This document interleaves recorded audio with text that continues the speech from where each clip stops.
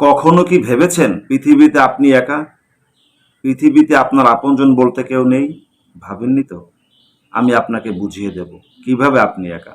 আপনার কাছে যদি টাকা থাকে, আত্মীয়-স্বজন, স্ত্রী, সন্তান সব আপনার কাছে আছে। টাকা নেই, একেবারে পৃথিবীর নিকৃষ্ট জিনিসটাও আপনার কাছে নেই।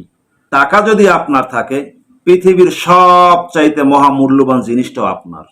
তাই বলবো, নিজেকে ভালোবাসুন, নিজেকে সময় দিন।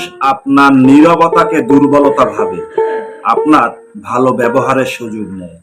আপনার উন্নতি দেখে যে মানুষ হাসতে পারে না, সে মানুষ আপনার ব্যর্থতা দেখতে অপেক্ষা করে।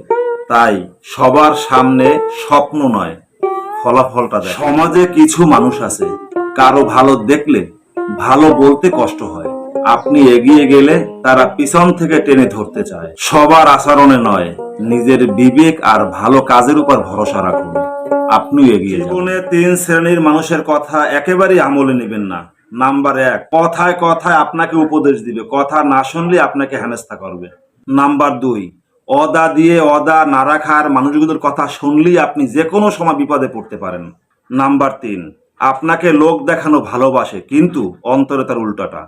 মিষ্টি মিষ্টি কথা বলে আপনাকে অবহেলার পাত্র বানায়। রাসূল সাল্লাল্লাহু আলাইহি ওয়াসাল্লাম বলেছেন, তোমাদের মধ্যে সর্বোত্তম ওই ব্যক্তি যার চরিত্র সবচেয়ে উত্তম। এখন চরিত্র আছে অনেক রকমের, আমাদের আশেপাশে আনাচে কানাচে গিরগিটির মতন চরিত্র আছে, কিন্তু মানুষের আসল সৌন্দর্য কিন্তু চেহারায় নয়, চরিত্রে।